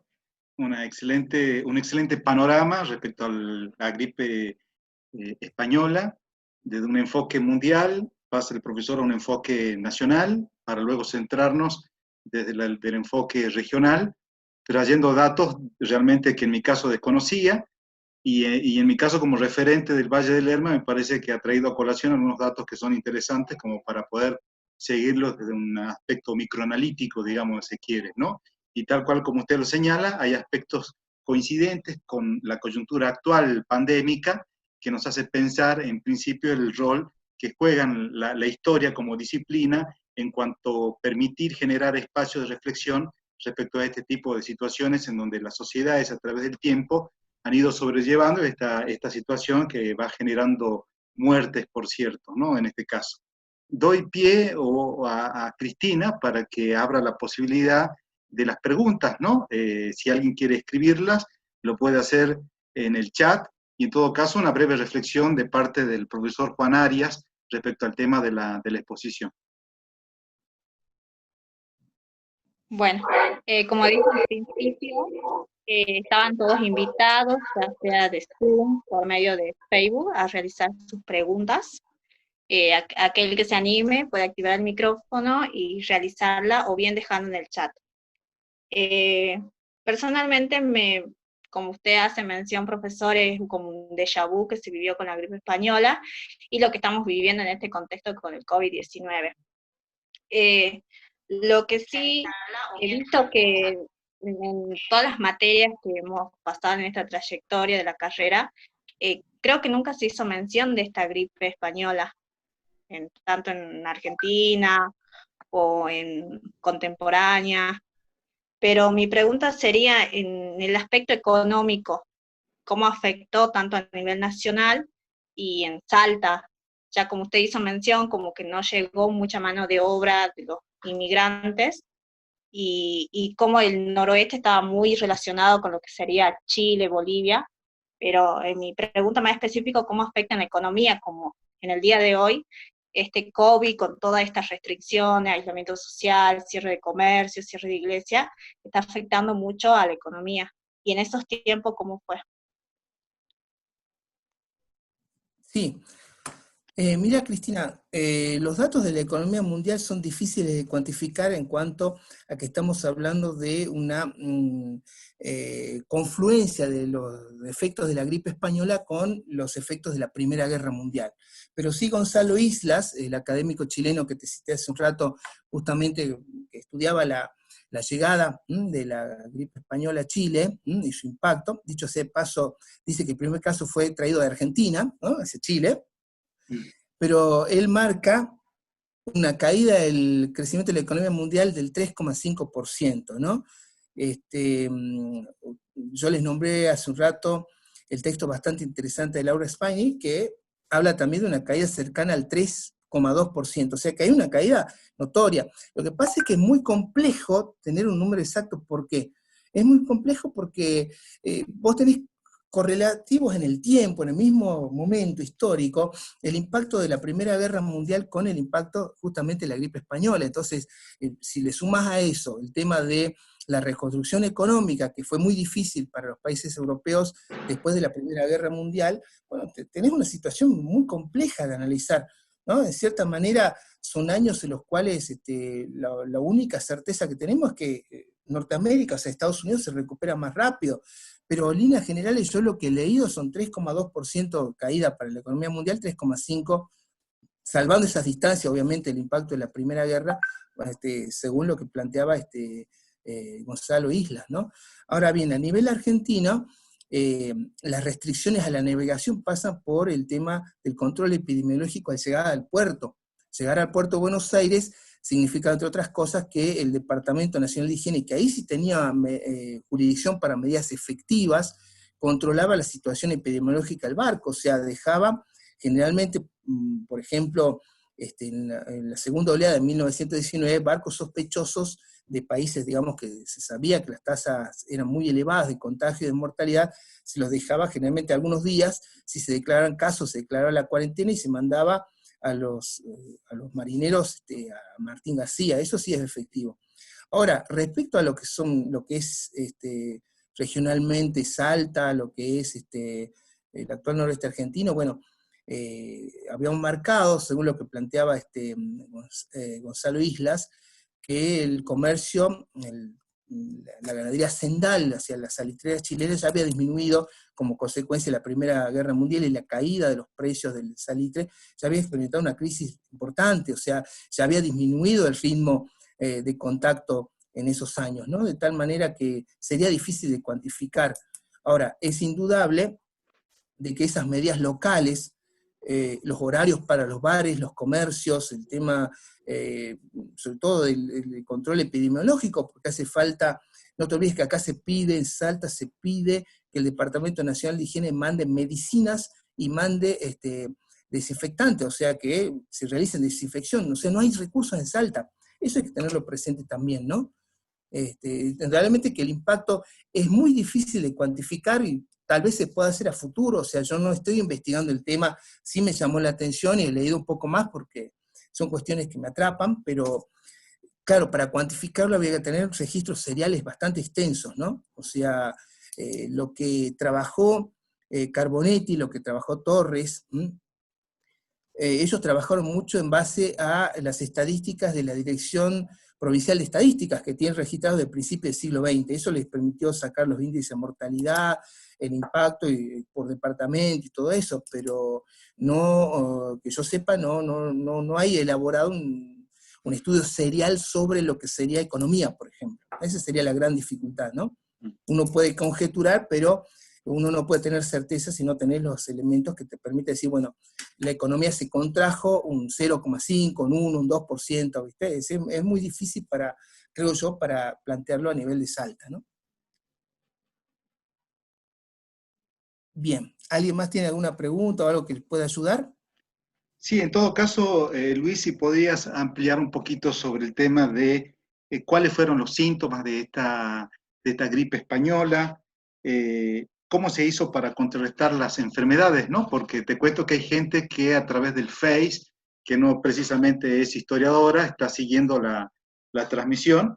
Fíjate vos que hasta mi suegra está siguiendo la transmisión, así que ella dice te dice excelente presentación, profesor Luis Cosio. Y hay otras personas también, por ejemplo, Balti Zárate Martínez, dice si es, bueno, que es un déjà vu, tal cual como lo señalás, dice, lo dije al principio, es como describir la actualidad, todos los conflictos políticos y la iglesia, ¿no? Un aspecto, un tópico que has tratado oportunamente. Jimena Moreno habla sobre excelente, excelente te dice, Celeste Martínez, excelente profesor, Ivana Orquera, también una alumna, ya exalumna de la institución, dice, la historia parece que se repite, muchas gracias profesor Cosio, ¿no? Y también hay un saludo de parte de Rosy Estrella, también una exalumna de hace mucho tiempo, ¿no? Y bueno, y como te decía, mi suegra dice, es como si estuviese escuchando un relato de ayer, traído al presente de alguien que está siguiendo la transmisión y que bajo ninguna circunstancia está vinculada con el tema de la historia o de la formación o trayectoria histórica, ¿no? Así es que, en principio, la pregunta, para ampliar un poco más sobre esto, era entonces, ¿cuáles fueron los síntomas y cómo se hizo para contrarrestar? Una discusión realmente ubicada, ¿viste? ¿Te acuerdas que comenté 2 1918, una 1919? El tema es el siguiente, no solamente el índice de mortalidad es distinto, sino que también se plantea la posibilidad de que como los virus mutan, ¿ah? Y mutan muy rápidamente, la segunda oleada haya tenido una mutación mucho más agresiva. O sea, no solamente era más fácil de contagiar, sino también era mucho más mortal en cuanto al desarrollo de la cepa. Y la tercera representaría frente a poblaciones que ya la sufrieron, que ya sufrieron el impacto, si inmunizaron naturalmente, habría disminuido su potencial de contagio y de mortalidad. Ahora bien, los síntomas que están presentes siempre son síntomas agudos respiratorios. Es decir, los síntomas son tos, ¿sí? Son dificultades para respirar, es muy parecido al COVID-19, los síntomas pasan también por fuerte secreción nasal, y sobre todo, como se decía en esa época, por eso los alemanes se llamaban Blitzkatarro, o sea, el catarro relámpago, en pocos días te dejaba tirado en cama, o sea, empezabas a sentirte mal, a los 3 días estabas tirado en cama, y fatiga muscular, dolores de cabeza, náuseas, o sea, era extremadamente contagioso y terriblemente dolorosa la persona que estaba afectada, ¿no? Generalmente por eso es catarro relámpago, ¿no? La idea es que no es que tenías a alguien que está enfermo y te demorabas, a veces te contagiaron o te contagiaba rápidamente e inmediatamente te mandaba a la cama, o sea, te dejaba fuera de servicio, digamos, te dejaba en una situación agónica, ¿no? Ahora bien, las hipótesis sobre por qué disminuyó su impacto varían desde quienes plantean que la inmunidad natural adquirida por la población, no te olvides que lo que se supone es que por lo menos 1/3 de la población mundial fue infectada, lo que generó una especie de inmunidad de rebaño, ya que está tan de moda este término, ¿no? Habría transmitido la capacidad de responder naturalmente a este virus, las personas que nacieron o que sobrevivieron y transmitieron a sus hijos. Otra hipótesis es que como los virus necesitan siempre asentarse en células para replicarse, células de organismos huéspedes, ¿no? Su elevada mortalidad termina jugando en contra del virus. ¿Por qué? porque necesita replicarse sí o sí ocupando células de un organismo huésped. Y si los organismos huésped adquieren inmunidad, si los organismos huésped, por ejemplo, mueren, ¿dónde más se va a replicar el virus? ¿Me entendés? Entonces, por una cuestión natural, se habría generado una mutación que lo hubiera hecho más benigno. No quiere decir que no hubiera después, ¿no? Si, indudablemente hay epidemias focalizadas, como lo comenté anteriormente, sureste ruso y regiones que no fueron afectadas por la pandemia del 18-19, hay episodios locales más restringidos y que marcan, por ejemplo, la impronta de que el virus estaba todavía. Cuando se hace la reconstrucción genética, o sea, se lo reconstruye al virus en 2005, lo que se marca no es solamente su terrible potencial de contagio que se mantiene, sino su terrible potencial de mortandad, porque a los ratones de laboratorio murió el 95% de los que fueron inoculados con el mismo. ¿Qué quiero decir con esto? Si yo había comentado que en 1800, las personas nacidas antes de 1880, generalmente se adaptaron mejor, sobrevivieron, no fueron tan afectadas como los jóvenes de entre 20, 40, 45 años, es por una razón que habrían adquirido inmunidad natural por epidemias anteriores. Nosotros estamos en una situación en la que ya han pasado más de 80 años del fin de la gripe española y la guerra mundial, ¿o no? ¿Quiénes de los que están vivos pueden decir, yo era chico cuando fue la Primera Guerra Mundial? Es decir, ¿quiénes de nosotros tienen inmunidad natural contra el virus de la gripe española hoy? ¿No? Nos la transmitió, se transmite padres a hijos, pero no se transmite tal vez a terceras generaciones de inmunidad. Cuidado con eso también, por eso es que el virus de la gripe española reconstruido está en laboratorios, en teoría, supuestamente seguros, es decir, donde no hay posibilidad de ser manipulado o liberado de forma masiva. Lo que no quiere decir que la transmisión de virus no se dé, lo estamos viviendo hoy en día. Este virus, el COVID-19, es mucho menos mortífero, pero de más fácil propagación que la gripe española, ¿no? Es tremendamente fácil de propagar y por suerte no tan mortífero, ¿no? Bueno, eso es lo que quería decirte, Daniel. Bueno, muchísimas gracias. Bueno, profesor, ¿Sí? Esteban Aguilar tiene una duda. En primer lugar, lo felicita por su presentación. Y él dice, la situación en Salta, a partir de lo que sería la gripe española, profundizó un enfrentamiento político entre conservadores y radicales. Mira, yo lo que pude leer, no diría que profundizó, sino que fue utilizado. ¿Sí? En ese momento ya está en el gobierno de Joaquín Castellanos, ¿sí? Terminó la intervención de Manuel Carles, principio del 19, y bueno, es elegido Joaquín Castellanos, y es un arma política a ser utilizada. Es decir, fíjese ustedes, haciendo podríamos decir, ese correlato con la situación del presente, ¿no? Todo lo que puede ser políticamente utilizado para desprestigiar al adversario es usado. Hoy en día no pasa lo mismo tanto del oficialismo como de la oposición, ¿no? Te estoy diciendo de las dos perspectivas, pero el hecho de decir que la cuarentena no sirve, la cuarentena sí sirve, ¿no te refleja un poco ese enfrentamiento que hubo en ese momento? Ahora, rápidamente no lo capitalizaron, ¿eh? Si vos decís los conservadores pudieron rápidamente hacerse con el poder, no, es decir, tuvo que haber una intervención federal a Salta para sacar a Joaquín Castellanos de la gobernación, ¿sí? O sea, no sirvió a corto plazo, sí para desgastar al gobierno, eso no me cabe la menor duda. En Salta sirvió para desgastar a la figura de Joaquín Castellanos, que entre otras cosas, por ejemplo, en su perspectiva política, él es que realiza la primera ley del trabajo en Salta, la ley Güemes de 1921, para que veas que era un reformista y tenía principios, digamos, vinculados a la cuestión laboral como presentes para su gestión, ¿no? Instituciones públicas, o sea, que haya una ampliación en el sistema de asistencia pública y medicina. Bueno, Joaquín Castellanos también lo impulsa, ¿no? A través de la creación de algunas instituciones, bueno, mostrado un poquito en el gráfico de su rato de las instituciones de salud de la época, pero bueno, sería interesante analizarlo más en profundidad, las leyes sobre el trabajo de las mujeres embarazadas, todo eso se da en esa época, ¿no? Así que para mí fue utilizado políticamente, no dio resultados inmediatos, pero sí sirvió para desgastar un gobierno provincial que después, 2 años después de la gripe, va a ser intervenido nuevamente por el radicalismo nacional. Bien. Creo que llegó otra pregunta, profesor. Dale. Dice, Elda Tejerina, ¿hay estadísticas de esa época, cómo afectó tanto a hombres como a mujeres? Bueno, lo que ha trabajado Carbonetti, lo que ha trabajado Torres, que son demógrafos especialistas en esto, lo que ellos marcan son los índices de natalidad, índices de mortalidad, índices de sobremortalidad, pero no trabajan distinción entre hombres y mujeres, no trabajan distinción por género. Ellos trabajan cifras generales. Lo que sí habría que ver, ¿no? De acuerdo a los registros del Departamento Nacional de Higiene, que también los manejan ellos, hay un informe muy interesante del año 21 y después otro del 26, ellos marcan por provincias, por lo que yo estuve viendo, marcan la influencia por provincias. De ahí es que ellos, Carbonetti y Torres, saquen los índices de analfabetismo, el tema del hacinamiento, ¿no? Las condiciones precarias de trabajo, vivienda y alimentación como causa de la gripe, pero no hacen la distinción entre hombres y mujeres, no hace distinción de género. Esa es la respuesta que te puedo dar, por lo menos no la he visto.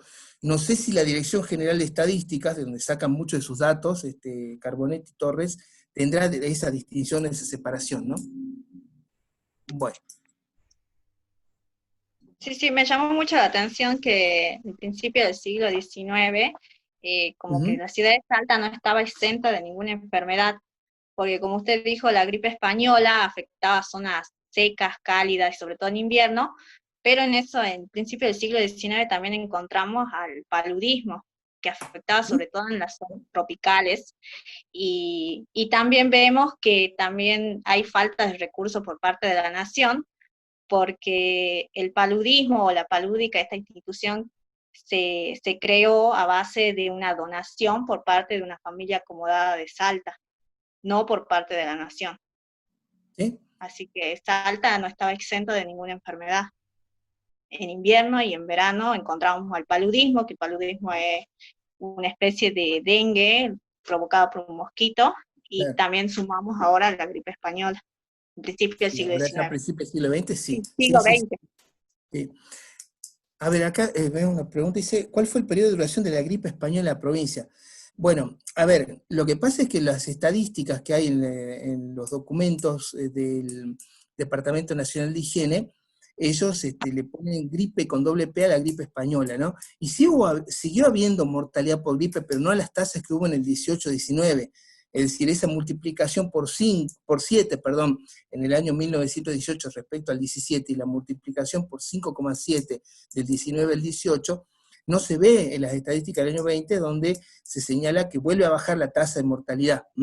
O sea, esa tasa de mortalidad no es que no hay ya muertos por gripe, pero se clasifica como gripe y vuelve a un nivel anterior, casi cerca a lo de 1917. 1920, 21, sí, sigue habiendo muertos por gripe, pero con las tasas anteriores. ¿Está claro? No al crecimiento exponencial de 121% que hubo entre 1917 y 1919, que fue el pico. ¿Está claro? Bien. Acá hay dos preguntas más, Luis. Una Sí. es de Lucas Méndez.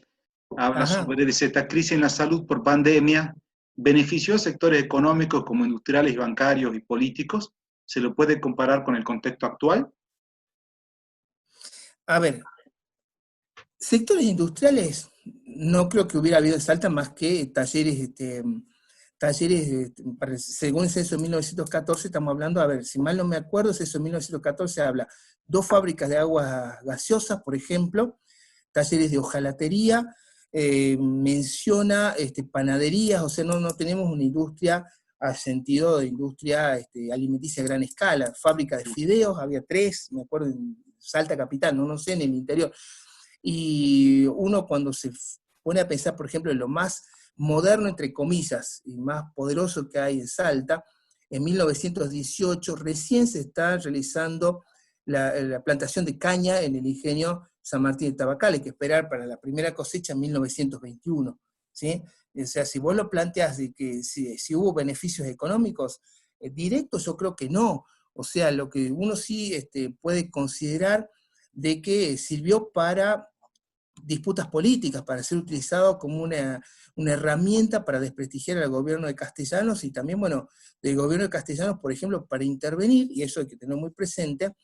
No sé si ustedes lo sabían, no me acuerdo si lo comenté hace un rato, que las iglesias, cuando desobedeciendo la sugerencia del Departamento Nacional de Higiene y el Consejo Provincial dan misa hasta las 10 o realizan procesiones, ¿no? El obispado es multado, o sea, imagínate una Salta que se considera siempre tradicional, le ponen una multa, un par de multas, en realidad creo que son 3, más concretamente, y una serie de advertencias escritas del gobernador por no cumplir con las normas. Si eso sí se nota.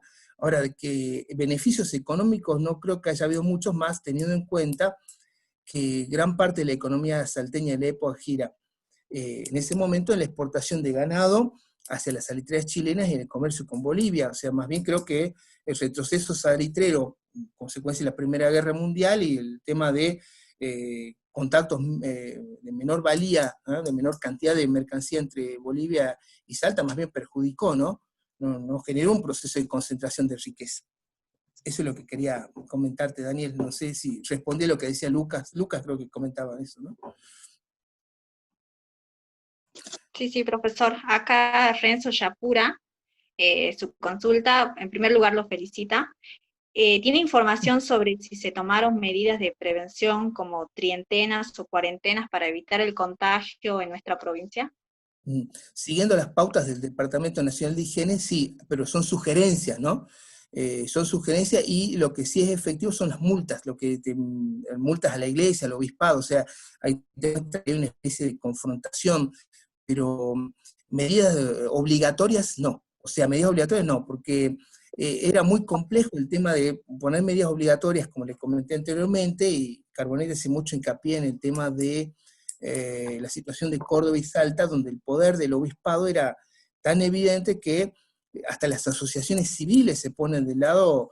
Yo te dije, ¿te acuerdas hace un rato? De jornadas de abstinencia, ayuno, oración, misas promovidas por la Asociación Antoniana, por los Boy Scouts salesianos. O sea, vos te das cuenta de una serie de impulsos dentro de la sociedad civil para resistirse a unas medidas que son consideradas absurdas. Eso de tratar con ironía, por ejemplo, a la gripe española y llamarla peste radical, o el hecho de cuestionar de que para los radicales tan brutos eran, digamos, que creían que el bacilo de Pfeiffer, que bueno, supuestamente era lo que transmitía la enfermedad, después se determinó que fue un virus, ¿no? Pero que el bacilo de Pfeiffer respetaba los horarios que ponía el gobierno, bueno, te muestra las caras que hay un enfrentamiento, una confrontación que se traduce en que las cuarentenas no fueron efectivas. Sí, donde hay mayor capacidad de control, por ejemplo, en Buenos Aires, ¿no? El Lazareto de Martín García tuvo mucho trabajo durante esos meses. Fue creado rápidamente y tuvo mucho trabajo, estuvo ocupado permanentemente hasta que disminuyó el impacto de la gripe española acá en el territorio, ¿no? Bueno, no sé si hay alguna pregunta más. Esta es la última, ya para cerrar la parte de preguntas, y luego de esta le doy la palabra a Juan Arias para que haga el cierre correspondiente. Esteban Aguilar dice lo siguiente: el autor Carbonetti dice que la gripe española tuvo un impacto más profundo en Salta, justamente por la cantidad de enfermedades endémicas que tenía Salta, como el paludismo y demás, sumado a la situación grave que ya había vivido con el cólera. La pregunta es la siguiente: ¿considera que tal experiencia no fue utilizada para profundizar las políticas sanitarias necesarias y realizar las inversiones correspondientes en el sector? Sí, a ver, Joaquín Castellanos en su gobierno, durante su breve experiencia de gobierno, 2 años, impulsó no solamente un mayor protagonismo en cuanto a la asistencia pública, o sea, solicitó al gobierno nacional inversiones, ¿no? Solicitó, inclusive impulsó, si mal no me acuerdo, en 1920 una campaña de desinfección, cosa que pedía siempre la delegación que venía del Departamento Nacional de Higiene, primero con la peste bubónica, principios del 19 y después con la gripe española, ¿no? Y lo que impulsó fue una campaña de desinfección en las viviendas humildes, viviendas de los suburbios, se los llama en los términos de la época, ¿no? Indudablemente, sí, lo que no existe, a ver, y este es el gran problema que tiene Joaquín Castellanos durante la época, un interés en que la esfera del control sanitario pase, cuando estaba muy descentralizada y muchas veces muchas instituciones bajo el control o la influencia de las instituciones filantrópicas como la Sociedad de Beneficencia o el Club 20 de Febrero, que pase totalmente a estar centralizado en manos del gobierno provincial o gobierno nacional, ¿no? A ver, respondiendo un poquito a lo que decía Esteban, la cuestión del control sanitario también es una cuestión política, y quienes manejan el poder, no será el gobierno en ese momento, pero quienes manejan el poder económico y social de la provincia necesitan o requieren también tener el monopolio del control sanitario de la población. Sobre los más chicos, Patronato de la Infancia, Gota de Leche, ¿no? Los programas destinados, programas pequeños, más que programas, digamos, es decir, instituciones que se encargan de distribuir caritativamente, ¿no? A la infancia pobre, algo de alimentos y asistencia, y también a los viejos, ¿no? Perdón por la palabra viejo, digo, a las personas mayores de edad, los patronatos y los hogares destinados a las personas ancianas. Entonces, que políticamente los sectores que tradicionalmente ha gobernado la sociedad salteña resignen ese monopolio que han mantenido desde el siglo XIX, inclusive uno podría ir un poquito más atrás en el tiempo, en manos de un Estado que centraliza cada vez más decisiones, creo que era contraproducente para ellos. Por eso es que lo que planteó Joaquín Castellanos no lo pudo concretar en la práctica. Después lo terminan sacando, indudablemente hay una fuerte presión, inclusive dentro del radicalismo, pero de su vertiente conservadora, en desprestigiar a Joaquín Castellanos y que lo saquen. Se estaba metiendo en un terreno que era monopolio de los sectores tradicionales de la sociedad salteña. Por lo menos lo planteo yo así, creo yo, ¿no? Bueno. Le damos el lugar para que haga el cierre correspondiente al coordinador del profesorado de Historia del Instituto Superior del Profesorado de Salta, el número 6005, que es que en términos institucionales nos da la posibilidad de abrir estos espacios de reflexión y para mostrar, digamos, en principio esta idea de que no solamente desde lo que es el instituto hay una orientación en la docencia, sino también en lo que se refiere a la investigación, digamos, ¿no? Eso ha quedado a trasluz a través de las diferentes conferencias que se han venido realizando durante la semana pasada y en esta en particular. Profesor Juan, entonces escuchamos sus consideraciones finales, por favor. Bueno, muchas gracias, Daniel. Buenas noches. ¿Se escucha bien? Perdón. Perfecto, perfecto. Buenas noches, Daniel, ¿cómo estás? Siempre agradeciéndote, ¿sí? Por haber propuesto este tipo de conferencias y por haberla llevado adelante, ¿sí? Como todos saben, esta es una tarea pendiente de hace muchos años, que siempre surgen en los espacios institucionales, en los encuentros, en las jornadas, y bueno, llegó el momento, quizás por su propio contexto, en el cual pudimos realizarlo, Daniel. Excelente, ¿sí? Hola Luis, ¿cómo estás? Excelente tu trabajo, ¿sí? Ya voy a contar algo, aportan un montón de datos, y eso es importante, ¿sí?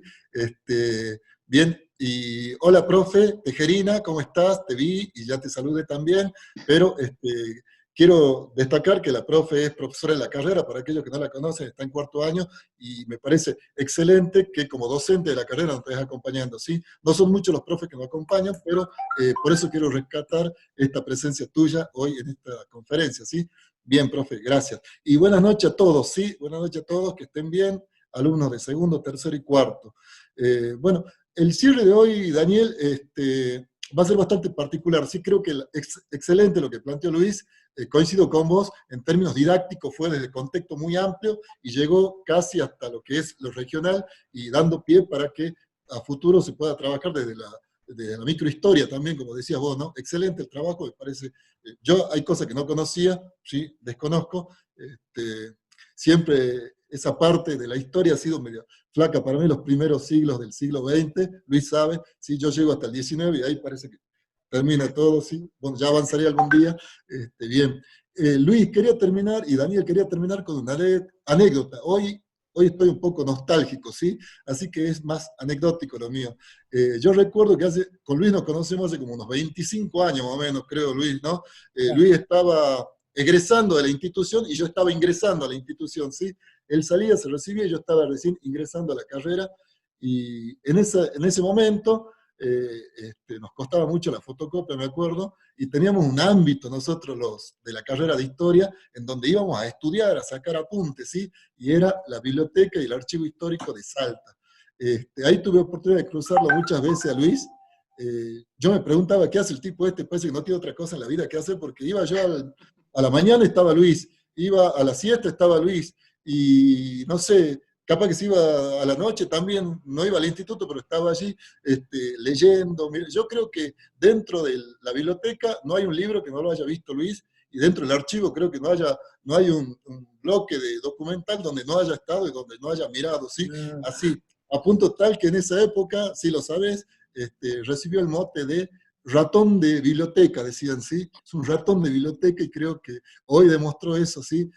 Una cantidad enorme de datos, y viene a colación esto que lo planteo porque, bien, somos casi contemporáneos. Después nuestra formación permanente sí fue diferente, él fue por un lado y yo fui por otro lado, pero tuvimos oportunidad de encontrarnos acá, en esta institución, en donde esta institución y esta carrera tienen para mí un cariño muy especial, creo que el mismo que tenés Luis. Nos encontramos hoy acá y estamos en estos años trabajando, ¿sí? Bueno, con gente que se suma como Daniel y otros profes, pero bueno, quería rescatar esto particular, ¿no?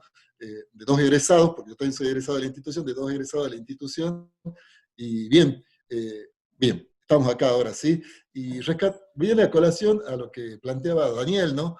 No solamente se producen docentes, ¿sí?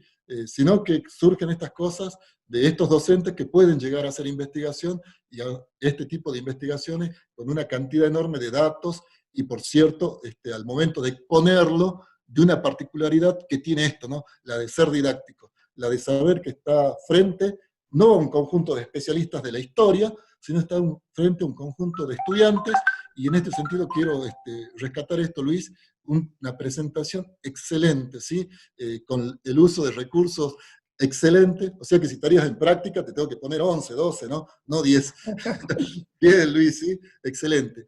Y bueno, también rescatar esto, ¿sí? Esto con lo que ya voy a terminar, anécdota que cuento, que contagie a muchos alumnos, a muchos egresados, que he visto que también están formando parte de estas conferencias, y rescato lo que decía Daniel, ¿no? Tratar de introducir dentro de la carrera esto. No solamente formamos docentes, profes, sino que es muy posible también que de acá salgan algunos que, como decía Luis, repitió varias veces, sean curiosos por cuestiones que pasan en la historia. Y esto también, otra anécdota, una vez estando en una jornada de jóvenes investigadores, o sea que hace unos 15 años más o menos de esto, ¿sí? En Buenos Aires, los disertantes decían que la curiosidad, bueno, todo lo teórico, metodológico, que es importante y hay que estudiar mucho para poder investigar, pero decían ellos, lo más importante es la curiosidad. Y yo creo que con Daniel también charlamos, cuando uno tiene curiosidad por algo, coloca allí todo su esfuerzo, y va concretando estas cosas como las que concretó Luis, ¿no? Había hecho algunos trabajos, dice Luis, y a principio de año, dentro de este contexto, le volvió a llamar la atención, volvió a entrar la curiosidad, y surge todo esto que, asombrado que en tan pocos meses hayas producido tanto, Luis, sí, la verdad, bien, curiosidad, intuición. Me gustaría que entonces se contagien un poco de este profesor Luis Cosio, egresado de nuestra institución, muchos de ustedes, pronto a egresar, y algunos egresados, de ser curiosos y de buscarnos a nosotros los profes, porque sí se necesita de que alguien acompañe siempre, ¿sí? Preguntarle a Luis, yo siempre le pregunto a Luis, si hay algo que no sé, le pregunto y él lo sabe, ¿no?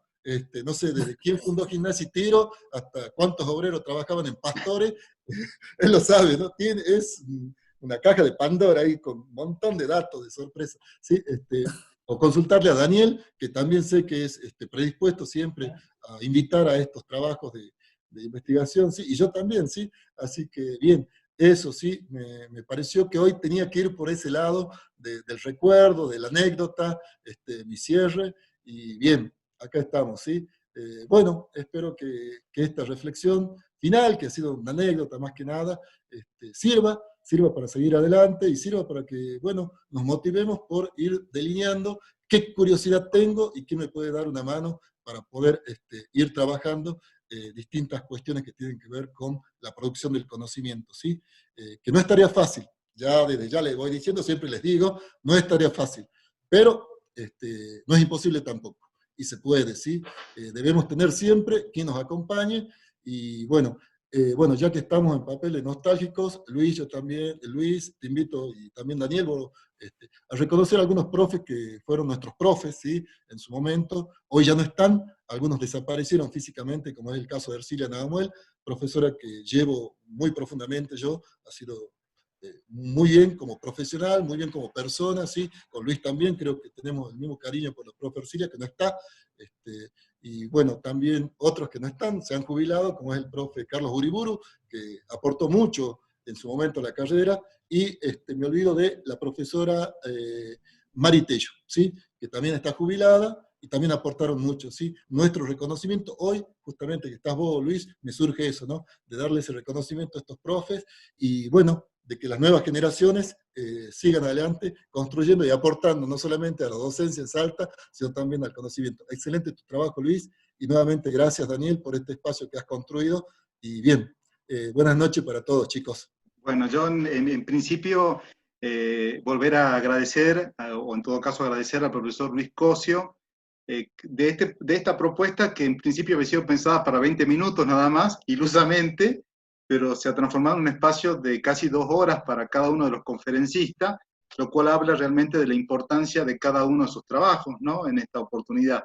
También agradecer a Cristina Gutiérrez, quien actuó como moderadora en esta oportunidad, a la profesora Elda Tejerina, que nos acompañó, a nosotros, creo que a todos los que están presentes acá, a mí, a Juan, resulta muy importante que nos respalden con esa presencia para dar pie después a otras actividades, y en función de eso, ¿qué tal Juan? ¿Qué tal Luis? Si el próximo ciclo, el que va a ser organizado en función a los egresados, se llame Ciclo de Conferencia Ercilia Namahuel. Si a ustedes les parece, podemos avanzar en función de eso para rescatar a través de la memoria a una profesora de una fuerte impronta, digamos, en todo lo que es la historiografía a nivel regional, pero para tener la colación entre nosotros, y para aquellos que no la conozcan, quizás invitar a parientes de ella que participen también con una breve intervención, o al Instituto Güemesiano. Fíjense, podemos hacer una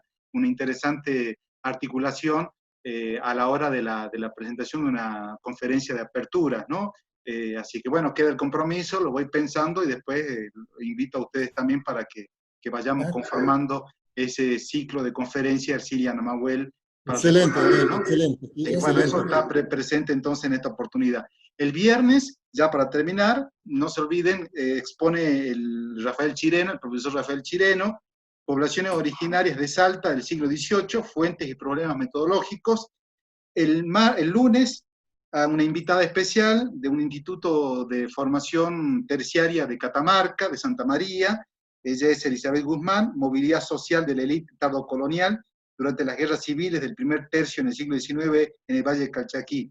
El martes, un invitado especial de la Universidad Nacional de Salta, un chango que está haciendo una licenciatura, que trabajó en varias instituciones internacionales, dice: como llano, líquido y verdadero deudor que soy, préstamos, deudas y obligaciones en una economía nodal del Virreinato del Río de la Plata, Salta, a fines del siglo XVIII. Estoy hablando del licenciado Gabriel Anachuri, ¿no? Y el cierre de este ciclo de conferencia con la presentación estelar de nuestro coordinador Juan Arias.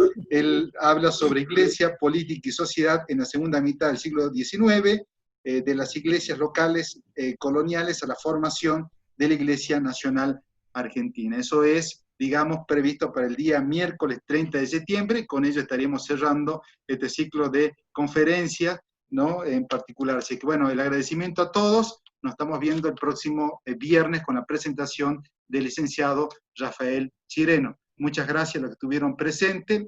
Cerca de 60 personas nos estuvieron acompañando, así que realmente todo un éxito. Abrazo a todos y nos estamos viendo el viernes, como ya les dije. Nos vemos. Chao, chao. Excelente.